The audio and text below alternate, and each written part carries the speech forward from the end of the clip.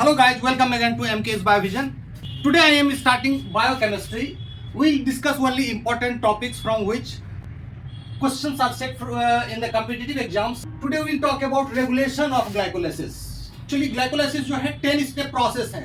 Skeletal muscle में glucose का break down होता है और उसमें एटीपी बनता है और एनएडीएच का फॉर्मेशन होता है. नॉन रेसिप्रोकल एंजाइम में सबस्ट्रेट प्रोडक्ट में तो बदल सकता है, लेकिन प्रोडक्ट सबस्ट्रेट में नहीं बदल सकता है, जबकि रेसिप्रोकल एंजाइम में प्रोडक्ट सबस्ट्रेट में बदल सकता है और सबस्ट्रेट प्रोडक्ट में बदल सकता है. यही तीन जो एंजाइम्स हैं ये ग्लाइकोलाइसिस के प्रोसेस को रेगुलेट करते हैं.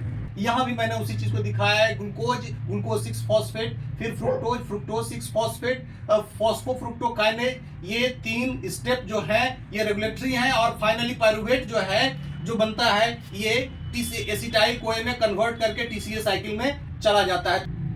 3 टाइप्स ऑफ रेगुलेशन. पहला होता है सबस्ट्रेट क्लियरेंस. सबस्ट्रेट यानी कि सबस्ट्रेट जल्दी से जल्दी चाहता है प्रोडक्ट में बदल जाए, तो सबस्ट्रेट क्या करता है, पॉजिटिवली रेगुलेट करता है एंजाइम को.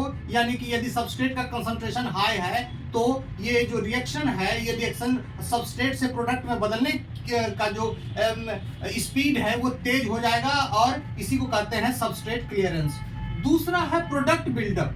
यदि सबस्ट्रेट का कंसंट्रेशन लो हो गया है और प्रोडक्ट बिल्डअप हो गया है, प्रोडक्ट का कंसंट्रेशन काफी ज्यादा हो गया है, तब ये क्या करता है, प्रोडक्ट चाहता है इनहिबिट करना. इसको कहते हैं इनहिबिट करना कि अब जो है sufficient product has been made and there is no further requirement of the product. तो इसके लिए ये एंजाइम के एक्टिविटी को इनहिबिट करता है, सप्रेस करता है. इसको फीडबैक इनहिबिशन भी कहते हैं. थर्ड है एलोस्टेरिक रेगुलेशन. एलोस्टेरिक रेगुलेशन कुछ रेगुलेटर्स के द्वारा होता है जो पॉजिटिव नेचर के होते हैं और नेगेटिव नेचर के. यानी कि पॉजिटिव रेगुलेटर जो है वो एंजाइम के कैटालिटिक एक्टिविटी को बढ़ा देता है और नेगेटिव रेगुलेटर जो है एंजाइम के कैटालिटिक को कम कर देता है. सबस्ट्रेट और प्रोडक्ट क्या होता है, एंजाइम के कैटालिटिक कोर से जाके लगता है, लेकिन जो एलोस्टेरिक इनहिबिटर या एक्टिवेटर होते हैं वो कभी भी एंजाइम के कैटालिटिक कोर से नहीं लगते हैं. ये एंजाइम के अदर साइड पर जाके बाइंड करते हैं, लेकिन अल्टीमेटली एंजाइम के कैटालिटिक एक्टिविटी को प्रभावित करते हैं, उसको तेज करेंगे या फिर उसको स्लो कर देंगे. 3 तरह के रेगुलेशन मैकेनिज्म है. ये तीनों के तीनों एंजाइम सबस्ट्रेट के साथ फॉस्फेट को जोड़ते हैं, इसीलिए इन्हें काइनेज कहा जाता है. पहला हेक्सोकाइनेज ग्लूकोज को ग्लूकोज 6 फॉस्फेट में कन्वर्ट करता है. तो जब 6 फॉस्फेट का कंसंट्रेशन बिल्डअप करता है तो ये खुद एंजाइम को इनहिबिट कर देता है, तो इसीलिए ये प्रोडक्ट इनहिबिशन के द्वारा रेगुलेटेड होता है. दूसरा है फॉस्फोफ्रुक्टोकाइनेज 1. ये फॉस्फोफ्रुक्टोकाइनेज 1 जो एंजाइम है ये फ्रुक्टोज 6 फॉस्फेट को फ्रुक्टोज 1,6-bis फॉस्फेट में कन्वर्ट करता है. यदि PFK1 इनहिबिट होता है तो फ्रुक्टोज 6 फॉस्फेट और ग्लूकोज 6 फॉस्फेट राइज करता है. ऑब्वियसली ये जो एंजाइम यदि यहाँ इनहिबिट होगा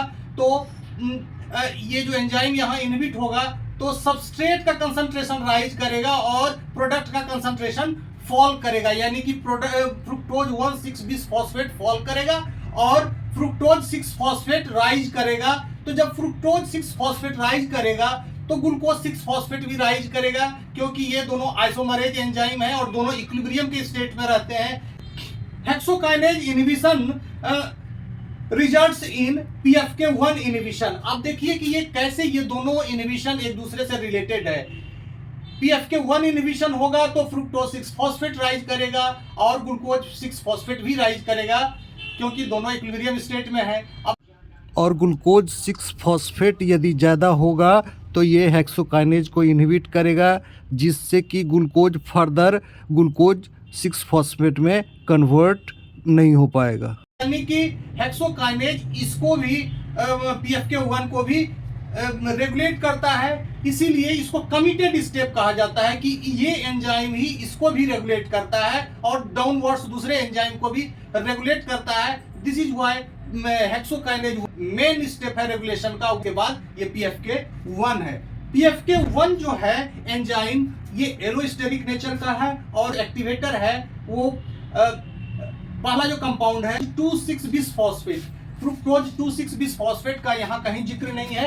एक्चुअली फ्रुक्टोज 2,6 बिसफॉस्फेट जो बनता है वो इंसुलिन और ग्लूकागोन जो कि पैंक्रियाटिक हार्मोन है इसके रेशियो पर डिपेंड करता है। ग्लूकोज हाई है तो इंसुलिन हाई होगा, और जब इंसुलिन हाई होगा तो फ्रुक्टोज 2,6 बिसफॉस्फेट हाई होगा। यानी कि इंसुलिन यदि ग्लूकोज ज्यादा होगा तो ये ज्यादा होगा, और ये ज्यादा होगा तो ग्लाइकोलाइसिस तेज होगा। ग्लाइकोलाइसिस तेज होगा क्योंकि ये एक्टिवेटर का काम करता है, इसको इनहिबिट भी कर सकता है। एटीपी यहाँ इनहिबिट करता है क्योंकि ग्लूकोज ये ग्लाइकोलाइसिस का एक पर्पस है एटीपी जनरेट करना। तो एटीपी यदि ज्यादा है तो ऑब्वियसली एटीपी बनने की जरूरत नहीं है, तो इसी स्टॉप को वो स्लो डाउन करेगा। और एएमपी ज्यादा है तो एएमपी क्या करेगा, और तेज करेगा, क्योंकि एएमपी को एटीपी में कन्वर्ट करना है। सिमिलरली जब हम एक्सरसाइज करते हैं तो क्या होता है, और पायरुवेट फाइनली इनएरोबिक रेस्पिरेशन के द्वारा लैक्टेट बनता है। तो लैक्टेट जब बनता है तो लैक्टेट एसिडिक नेचर का होता है। उसमें क्या होगा कि हाइड्रोजन आयन का कंसंट्रेशन ज्यादा होगा और पीएच फॉल करेगा। तो लो पीएच इनहिबिट करता है, यानी कि लैक्टेट यदि बन रहा है तो ग्लाइकोलाइसिस स्लो हो जाएगा। क्यों स्लो होगा, क्योंकि वो चाहता है कि लैक्टेट का एक्युमुलेशन नहीं हो, ये टॉक्सिक हो जाता है, और वो लैक्टेट फर्दर जाके लीवर में पुनः ग्लूकोज में कन्वर्ट कर जाता है। PFK1 इनहिबिट होगा तो ग्लाइकोलाइसिस स्लो डाउन होगा, और PFK1 फास्ट होगा तो ग्लाइकोलाइसिस का स्पीड तेज हो जाएगा।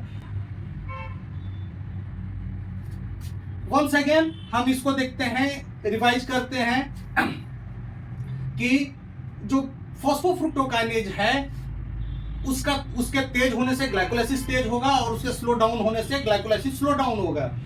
लेकिन जब ब्लड में ग्लूकोज ज्यादा हो जाता है तो ग्लूकागोन एक्टिव होता है, और ग्लूकागोन क्या है, अपोजिट नेचर का हार्मोन है। कंसंट्रेशन लो होगा तब क्या होगा कि ये ग्लूकागोन का सिक्रीशन ज्यादा होगा, और वो चाहेगा कि ब्लड शुगर की मात्रा बढ़ा दें। तो ब्लड शुगर की मात्रा बढ़ाने के लिए इस स्पीड को स्लो करना पड़ेगा ताकि ग्लूकोज बिल्डअप हो, तो उस फ्रुक्टोज 2,6 बिसफॉस्फेट के कंसंट्रेशन को लो करना पड़ेगा। तो ये है मेन फैक्टर जो इसको पॉजिटिवली रेगुलेट करता है, यानी कि ये ज्यादा तो ग्लाइकोलाइसिस ज्यादा, ये कम तो ग्लाइकोलाइसिस कम स्लो हो जाता है। एएमपी जो है एडिनोसिन मोनोफॉस्फेट, यदि ये बिल्डअप कर रहा है तो इसका मतलब है कि एटीपी जो है कम है, तो एटीपी कम है तो इसके लिए ये क्या करेगा, इसको तेज करेगा कि ये जो ग्लूकोज ज्यादा टूटेगा तो एटीपी ज्यादा बनेगा। लेकिन यदि एटीपी हाई है तो इस प्रोसेस को ये इनहिबिट करता है, क्योंकि एटीपी की जरूरत नहीं है। फर्दर यदि साइट्रेट ज्यादा है, citrate is the first product of TCA cycle, तो साइट्रेट यदि ज्यादा है इसका मतलब ये इंडिकेशन है कि टीसीए साइकिल को फीड करने के लिए फर्दर उसको पायरुवेट या एसिटाइल कोए की जरूरत नहीं है। तो इसीलिए टीसीए साइकिल भी इसको रेगुलेट करता है with the help of citrate. और H+ यानी कि H+ क्या होता है, हाइड्रोजन आयन का कंसंट्रेशन है जो लैक्टेट के एक्युमुलेशन के कारण हाई होता है, और इससे पीएच फॉल करता है। पीएच जैसे ही फॉल करेगा तो क्या होगा कि ये इसको एक्टिवेट करेगा, और ये लो पीएच इसको इनहिबिट करेगा। क्यों इनहिबिट करेगा, क्योंकि लैक्टेट का एक्युमुलेशन टॉक्सिक है। पायरुवेट काइनेज ये तीसरा एंजाइम है जो फॉस्फोइनोल पायरुवेट को पायरुवेट में कन्वर्ट कर देता है। ये क्या करता है, ये एक्टिवेटेड होता है किसके द्वारा, 1,6 बिसफॉस्फेट के द्वारा, फ्रुक्टोज 1,6 बिसफॉस्फेट के द्वारा। यानी कि ये ज्यादा होगा तो पायरुवेट काइनेज की एक्टिविटी ज्यादा होगी, और ये यदि एटीपी ज्यादा है तो पायरुवेट काइनेज को ये इनहिबिट करेगा, क्योंकि if sufficient ATP is already there then it will inhibit the activity of pyruvate kinase. Alanine एक एमिनो एसिड है, और ये जो है बहुत सारे एमिनो एसिड के कन्वर्सन से जुड़ा हुआ है। इसीलिए यदि एलानिन का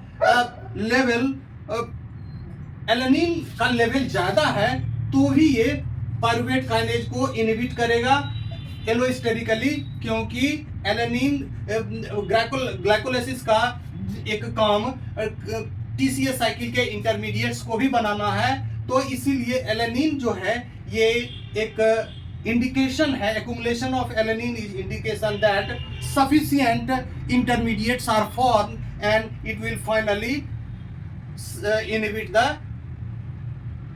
pyruvate kinase। तीन जो इंपॉर्टेंट एंजाइम्स हैं ग्लाइकोलाइसिस के, वो कैसे इसको रेगुलेट करते हैं। आज के लिए इतना ही। Thank you for watching, bye bye.